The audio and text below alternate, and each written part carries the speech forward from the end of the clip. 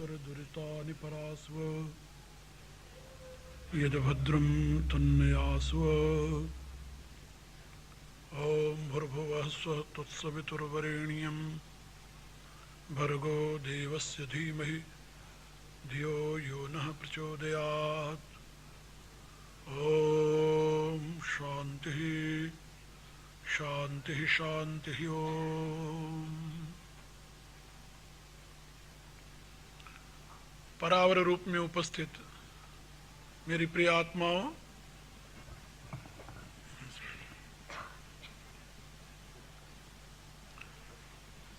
करुणा निधान भगवान श्री राम की करुणा आप सभी के लिए सदैव कल्याणप्रद हो, यह मेरी आंतरिक शुभकामना।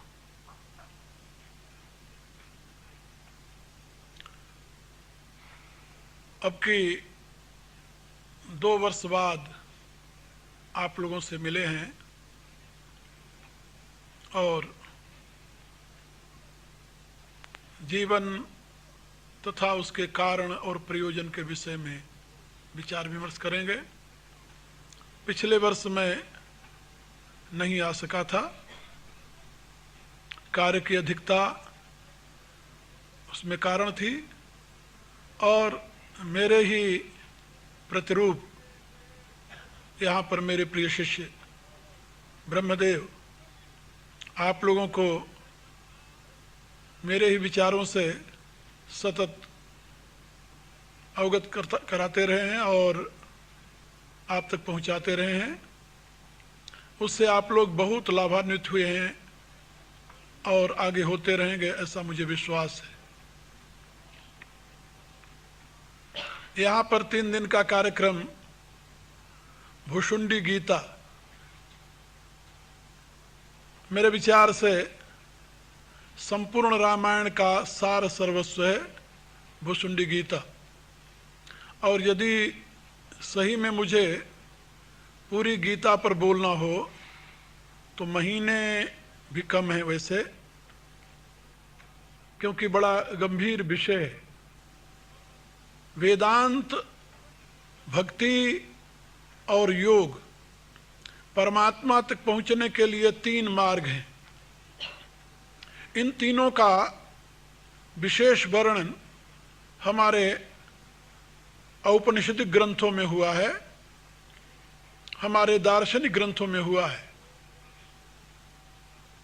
योग साधना से संबंधित है,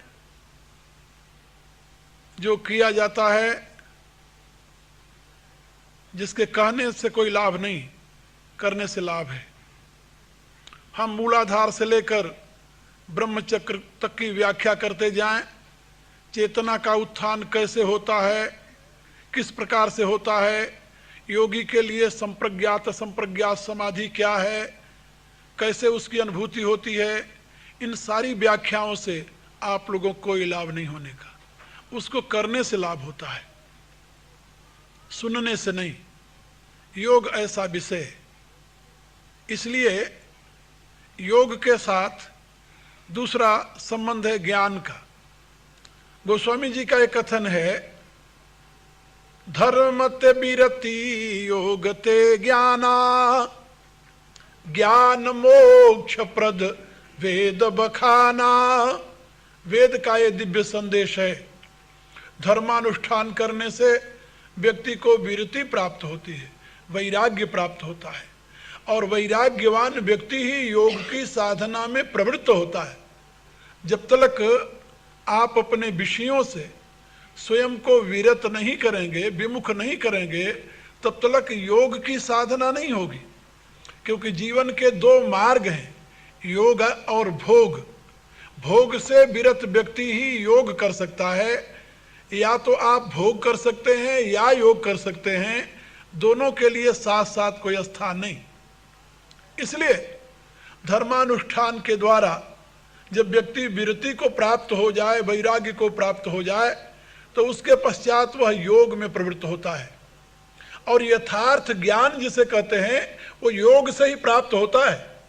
धर्मते विरति योगते ज्ञाना, ज्ञान की प्राप्ति योग से होती है। भोग से ज्ञान की प्राप्ति नहीं होगी, भोग से तो रोग की प्राप्ति होती है। भोगे रोग भयम, भोग में रोग का भय है, और योग से ज्ञान की उपलब्धि होती है, योग से आत्मस्थ होता है, चित और चिति के भेद को जानता है, सत्व पुरुषयो अन्यथा ख्याति का बोध होता है उसे।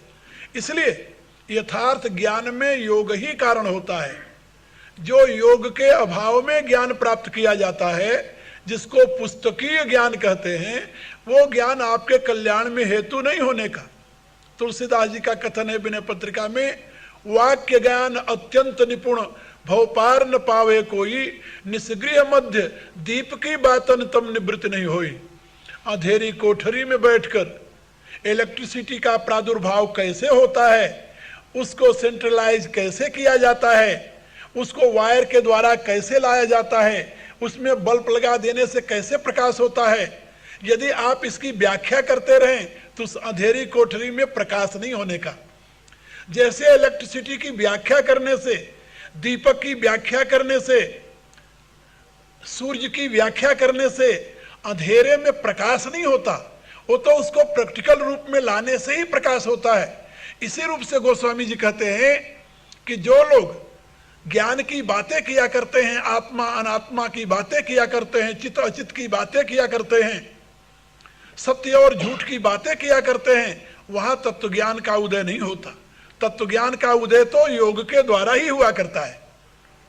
इसलिए उनका कथन है, धर्मते विरति योगते ज्ञाना, धर्म से वैराग्य होगा और योग से ज्ञान होगा, वैराग्य से योग, योग से ज्ञान।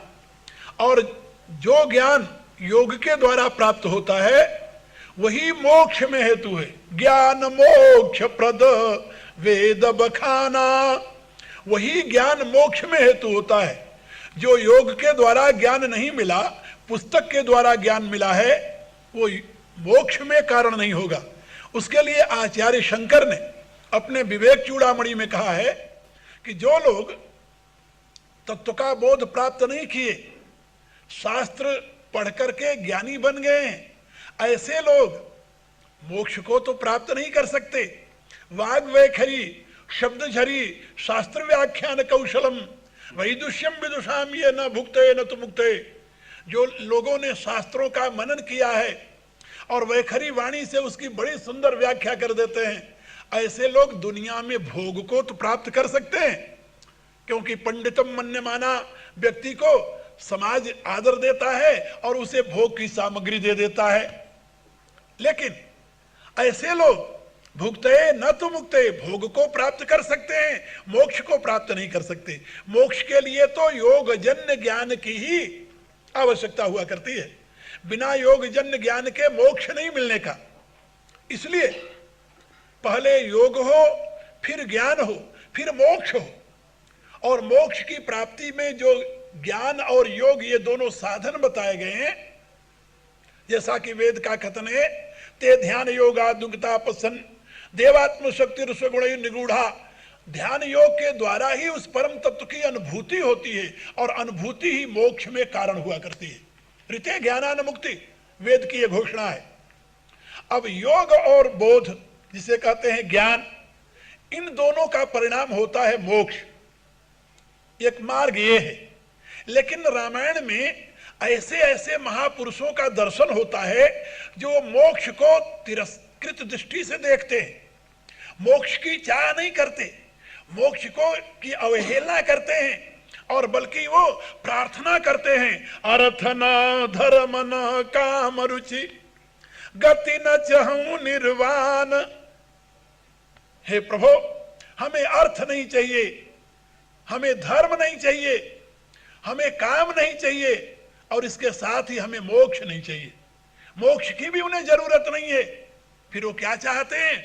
जन्म जन्म रति राम पद यह वरदान न आन। वो जन्म जन्मांतर तक प्रभु के चरणों का अनुराग चाहते हैं। जिनको मोक्ष नहीं चाहिए, मोक्ष को भी तिलांजलि दे करके जो प्रभु के अनुराग के लिए ललायित रहते हैं, उनको भक्त कहते हैं। तुलसीदास जी ने अपने रामचरितमानस में इन दोनों प्रकार के साधकों की महिमा का गान किया है। योग, ज्ञान, इन दोनों से भिन्न एक और मार्ग उन्होंने बताया। वो कौन सा मार्ग है? उन्होंने कहा वो भक्ति का मार्ग है। भक्ति का मार्ग योग से भिन्न है, ज्ञान से भिन्न है। फिर वो कैसा मार्ग है? तुलसीदास जी ने उसकी महिमा का गान करते हुए कहा कि इसके मर्मज्ञ जो हैं वही इसकी विवेचना कर सकते हैं। रामचरितमानस एक बड़ा अद्भुत ग्रंथ है, बड़ा अद्भुत ग्रंथ है। कुछ दिनों से मैं उसके ऊपर एक दूसरी दृष्टि से चिंतन करना प्रारंभ किया है। पहले जिस दृष्टि से उसको मैं देखता था उसमें काफी परिवर्तन हो चुका है। अब हम रामचरितमानस को एक दूसरे दृष्टि से देख रहे हैं, दूसरे परिप्रेक्ष्य में देख रहे हैं। उसकी एक विचित्र बात मैं आप लोगों को सुनाऊं। रामायण से पूर्व बहुत से शास्त्र थे हमारे यहां, और उन शास्त्रों ने 3 मार्ग निश्चित किए, कर्म, उपासना और ज्ञान। वेद का यह सिद्धांत है, कर्म, उपासना और ज्ञान, इन तीनों के द्वारा ही मनुष्य अपना उत्थान करता है। कर्म करने से, सत्कर्म करने से उसके चित्त की शुद्धि होती है, मल का नाश होता है। वेद का यह कथन है कि जीव के चित्त के ऊपर 3 प्रकार के व्यवधान हैं। उसमें पहला व्यवधान है मल, दूसरा है विक्षेप, तीसरा है आवरण। तो वेद का यह संदेश है कि सत्कर्मानुष्ठान से मल का नाश होता है, और उपासना से, भगवान की उपासना से, आराधना से विक्षेप शांत होता है, विक्षेप का नाश होता है, चित्त एकाग्र होता है, सेंट्रलाइज होता है, और ज्ञान के द्वारा आवरण नष्ट हो जाता है। ज्ञान के प्रकाश में आवरण नहीं रहता, और जहां पर मल, विक्षेप, आवरण नहीं है वहीं मोक्ष है। वहां जीव अपने सहज स्वरूप का अनुभव करके मुक्त हो जाता है। वेद का ये निर्देश कर्म, उपासना और ज्ञान से संबंधित हमारे पूर्व के आचार्यों ने अपने जीवन में उतारा और इसका प्रकाश किया। लेकिन कालांतर में आकर के एक और दिव्य मार्ग भारत में प्रकट हुआ। वो मार्ग क्या था? उसको कहते हैं वैष्णव मार्ग। ये वैष्णव मार्ग भक्ति मार्ग का आचार्य, भक्ति मार्ग का औराधक, भक्ति मार्ग का अवलंबन लेकर चलने वाला, यह इस त्रयी मार्ग से भिन्न है। ये बात याद रख लेना। कर्म, उपासना, ज्ञान, ये वेद का त्रयी मार्ग है। आप लोगों ने कभी यदि शिव महिम्न स्तोत्र पढ़ा हो, उसके जो आचार्य हैं पुष्पदंताचार्य, जिन्होंने उसकी रचना की है, उन्होंने अपनी उस रचना में इसके लिए संकेत किया है, त्रयी सांख्यम योगम पशुपति मतम वैष्णवमिति। ये इतने मार्ग, प्रभिन्ने प्रस्थाने, ये इतने मार्ग परमात्मा की तरफ जाने के लिए, प्रस्थाने माने परमात्मा की तरफ प्रस्थान करने के लिए, यात्रा शुरू करने के लिए उस समय में प्रचलित थे। कौन कौन से? त्रयी, सांख्य, योग, पशुपति मत और वैष्णव मत। ये 5 मार्ग थे उस समय जब पुष्पदंताचार्य जी ने अपनी रचना की थी। हमारे यहां शास्त्रों में इनका वर्णन है, और इस वैष्णव मार्ग को भागवत धर्म कहा गया। वैदिक धर्म नहीं, इसका नाम रखा गया भागवत धर्म। इसके प्रथम प्रचारक हुए भगवान नारायण, जिन्होंने नारायण ऋषि के रूप में अवतार लिया था। आप लोगों ने सुना होगा, हमारे यहां जो सबसे बड़ा तीर्थ स्थान है उसको बद्री नारायण कहते हैं। बद्री का आश्रम, 4 धामों में मुख्य धाम बद्री नारायण है। और बद्री का आश्रम जो है वह स्थान है जहां पर धर्म और कीर्ति के माध्यम से, धर्म पिता का नाम था, कीर्ति माता का नाम था, धर्म और कीर्ति के माध्यम से वह परमात्मा नारायण और नर के रूप में अवतरित हुए थे। नारायण और नर के रूप में, तो वो नारायण ऋषि भी कहलाए और नारायण परमात्मा के अवतार भी थे, इसलिए उनको नारायण भी, परमात्मा भी कहते हैं। वो जो बद्री नारायण है वहां पर कोई जाकर देखा होगा या देखे तो वहां नर और नारायण की मूर्ति है, दोनों भाइयों की। वहां दो पहाड़ हैं, एक नर पहाड़ का नाम है, दूसरा नारायण, जिस पर दोनों भाई तपस्या करते थे। तो ये नर नारायण जो नारायण ऋषि हुए हैं, उन नारायण ऋषि ने इस धर्म का श्री गणेश किया है, इसलिए इसको भागवत धर्म कहते हैं। भागवत धर्म और वैदिक धर्म में क्या अंतर है ये बाद में आप लोगों को बताएंगे किसी दिन। अभी तो आप जो मैं बताने जा रहा हूं उससे सुनिए।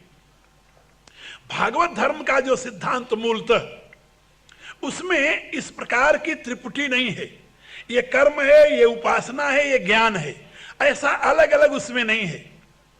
उसमें केवल एक ही है, परमात्मा की आराधना।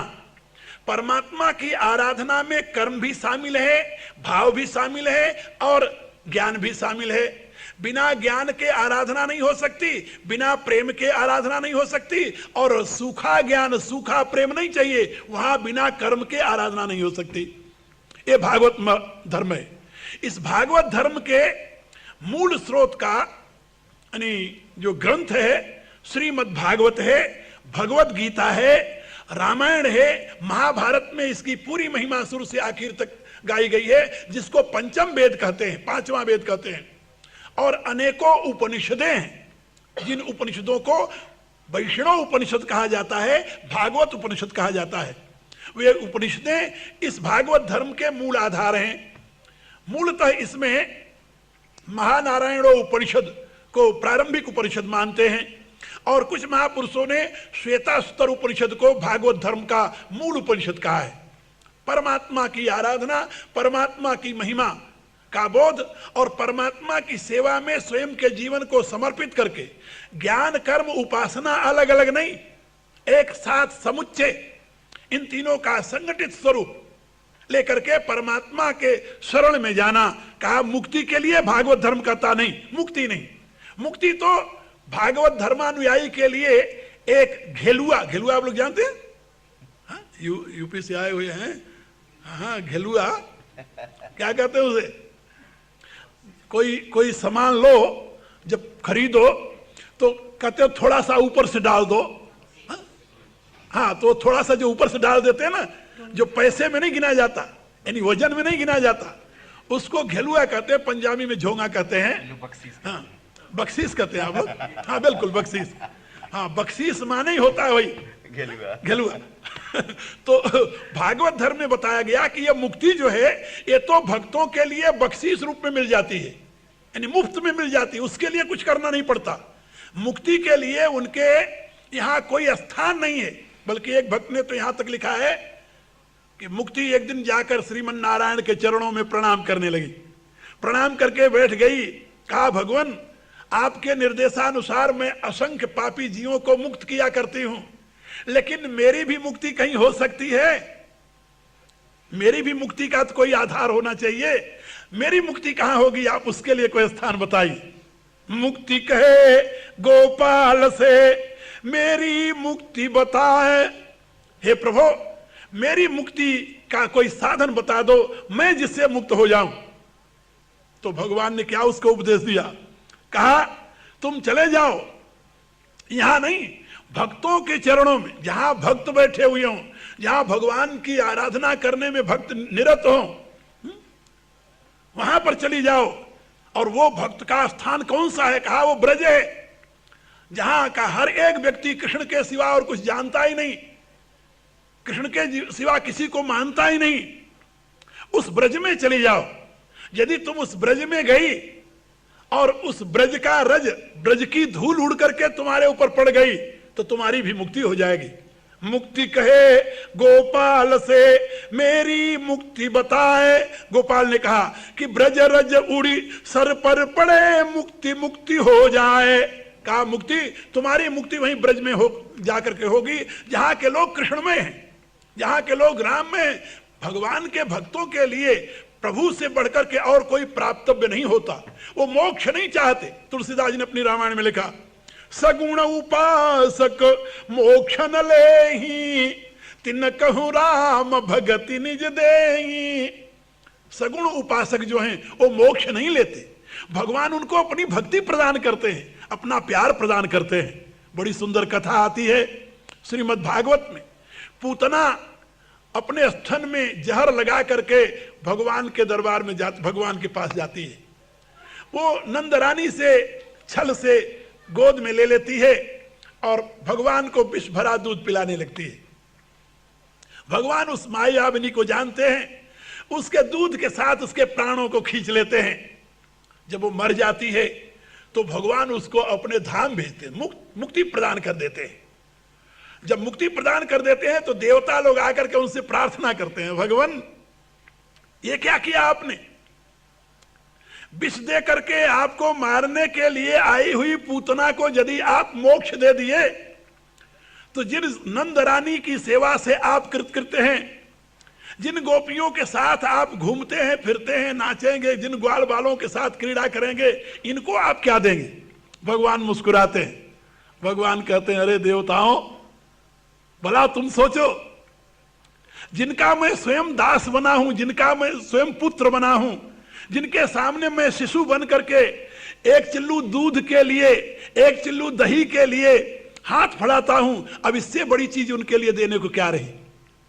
मैं मुक्ति तो राक्षसों को भी दे देता हूं, लेकिन अपने भक्तों को मुक्ति नहीं देता। अपने भक्तों को तो मैं अपने आप को ही दे देता हूं। तो प्रभु जिस भक्ति से द्रवित होकर के स्वयं को दे देते हैं, वे प्रभु के भक्त मुक्ति नहीं चाहते, मुक्ति नहीं चाहते। इसलिए ज्ञान के बल से मोक्ष पाना और ज्ञान की प्राप्ति के लिए योग करना और योग की प्राप्ति के लिए वैराग्य करना, वैराग्य की प्राप्ति के लिए धर्मानुष्ठान करना, यह वैदिक मार्ग है, यह वैदिक मार्ग है। लेकिन वैष्णव मार्ग में, वैष्णव धर्म में, भागवत धर्म में इसके लिए कोई महत्वपूर्ण स्थान नहीं है।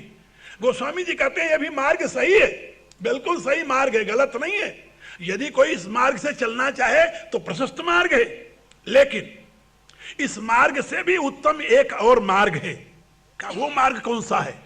कहा वो भक्ति का मार्ग है। कहा वो ज्ञान और योग दोनों से श्रेष्ठ मार्ग है? बोले हाँ, मेरे विचार से दोनों से श्रेष्ठ मार्ग है। कहा वो भक्ति का मार्ग है क्या? किसे भक्ति कहते हैं? ये बहुत बड़ी समस्या। इन दोनों का एक करके दोनों का निरूपण करना बड़ा मुश्किल था। गोस्वामी जी ने अपनी रामायण की रचना से पूर्व तत्कालीन स्थिति को समझा। एक तरफ नाथपंथी योगियों का प्राबल्य था, जिसको सुन करके गोस्वामी जी कभी कभी खींच भी जाते, क्योंकि नाथपंथी अलख निरंजन करते हुए घूमते थे। तो गोस्वामी जी को कभी कभी बड़ी खींच होती थी। एक नाथपंथी आया, उनकी कुटिया के बगल में अलख निरंजन कहा। गोस्वामी जी निकलकर बाहर आ गए। उन्होंने उसे संकेत करते हुए कहा, हम लखू